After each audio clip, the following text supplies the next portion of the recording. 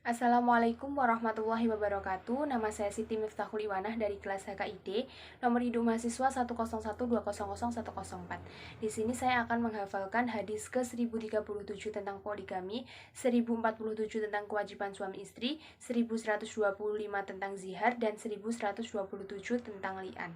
Untuk hadis yang pertama adalah hadis ke 1037 tentang poligami. Bismillahirrahmanirrahim. Wa an Salimin an abihi anna wailana ibn Salamata aslama walahu asru niswatan fa aslamna ma'hu fa amarahu nabiyya sallallahu alaihi wasallam an yatahayyara minhunna arba'an. Rawahu Ahmad wa Tirmidzi wa sahahahu Ibnu Hibban wal Hakim wa a'allahu Bukhari wa Abu Zur'ah wa Abu Hatim. Yang artinya, dari Salim dan diterima dari ayahnya, semoga Allah meridhoinya, bahwa Ghalian ibnu Salamah masuk Islam dan ia memiliki 10 orang istri yang juga masuk Islam bersamanya. Lalu Nabi Shallallahu Alaihi Wasallam menyuruhnya untuk memilih 4 orang istri di antara mereka. Hadis riwayat Ahmad dan Tirmidzi, hadis sahih menurut Ibnu Hibban dan Al-Hakim, maklul menurut Bukhari, Abu Zur'ah dan Abu Hatim. Untuk hadis yang kedua adalah hadis ke 1047 tentang kewajiban suami istri. Bismillahirrahmanirrahim. Wa an Hakim ibni Muawiyah an abihi qala qultu ya Rasulullah ma haqqu zawji ahadina alaihi qala tat'imuha idza akalta wa ta'suha idza iktasaita wa la tadri bi wajha wa la tuqabbih wa la tahjur illa fil baiti. Rawahu Ahmad wa Abu Dawud wa Nasa'i wa Ibnu Majah wa allaku Bukhari ba'dahu sahahahu Ibnu Hibban wal Hakim. Yang artinya, dari Hakim ibnu Muawiyah dan diterima dari ayahnya radhiyallahu anhu berkata, aku berkata, wahai Rasulullah, apakah kewajiban dari kami terhadap istrinya? Beliau menjawab, engkau memberinya makan apabila engkau makan, engkau beri pakaian kepadanya apabila engkau berpakaian, dan jangan engkau pukul mukanya, dan jangan engkau jelekkan dia, dan jangan jauhi melainkan di dalam rumah. Hadis riwayat Ahmad dan Abu Dawud dan Nasa'i dan Ibnu Majah dan Bukhari ditaklikan, dan hadis sahih menurut Ibnu Hibban dan Al-Hakim. Untuk hadis yang ketiga adalah hadis ke 1125 tentang zihar.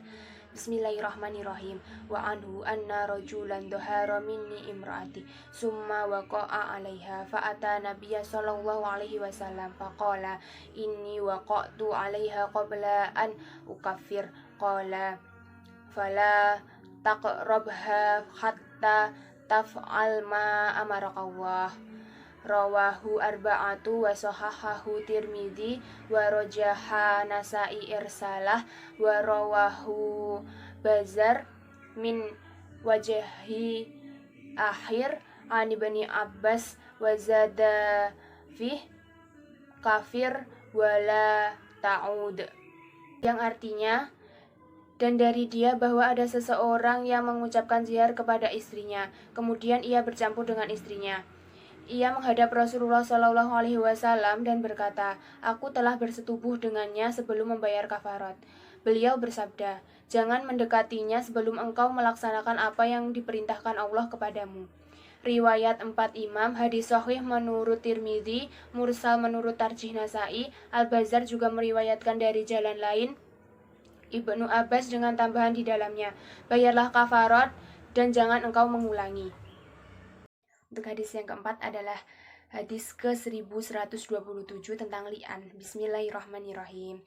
Ani Ibni Umar qala sa'ala fulanu faqala ya Rasulullah ara'aita an law wajada ahaduna imra'atahu ala fahisatun kaifa yasna'u in takallama bi amri adim wa in sakata ala misli dzalik falam yajibahu falamma kana ba'da dzalika atahu faqala innal ladzina sa'altuka anhu qad ibtulitu bi fa anzalallahu ayati bisuratin nur fatalahunna alaihi wa wa'adahu wa dzakarahu wa ahbarahu wa adzabud dunya ahwanu min adabil akhirah.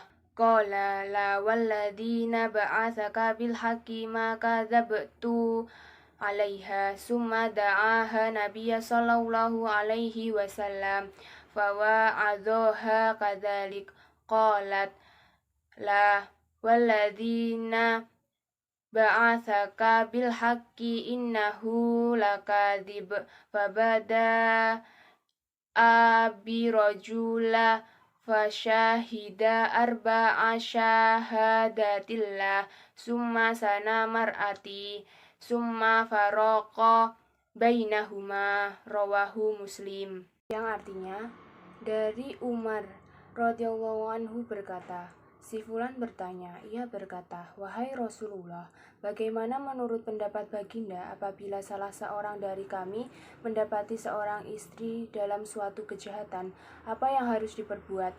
Jika ia berbicara, ia membicarakan sesuatu yang besar, dan jika ia diam, ia mendiamkan sesuatu yang besar. Namun beliau tidak menjawab. Kemudian orang tersebut menghadap kembali dan berkata, sesungguhnya apa yang telah aku tanyakan kepada Rasulullah dahulu telah menimpaku. Lalu Allah menurunkan ayat-ayat Al-Quran surah An-Nur ayat 6-9. Beliau membacakan ayat-ayat tersebut kepadanya, memberinya nasihat, mengingatkannya, dan memberitahukan kepadanya bahwa azab di dunia lebih ringan daripada azab di akhirat. Laki-laki itu berkata, tidak, demi Allah yang mengutusmu dalam suatu kebenaran, aku tidak berbohong. Lalu beliau memanggil istrinya dan menasihatinya juga. Istrinya berkata, tidak, demi Allah yang mengutusmu dalam suatu kebenaran, dia atau suaminya adalah benar-benar pembohong. Maka beliau memerintahkan laki-laki tersebut untuk bersumpah 4 kali dengan menyebut nama Allah, lalu menyuruh istrinya bersumpah seperti suaminya. Kemudian beliau menceraikan atau pisahkan keduanya. Sekian dari saya. Wassalamualaikum warahmatullahi wabarakatuh.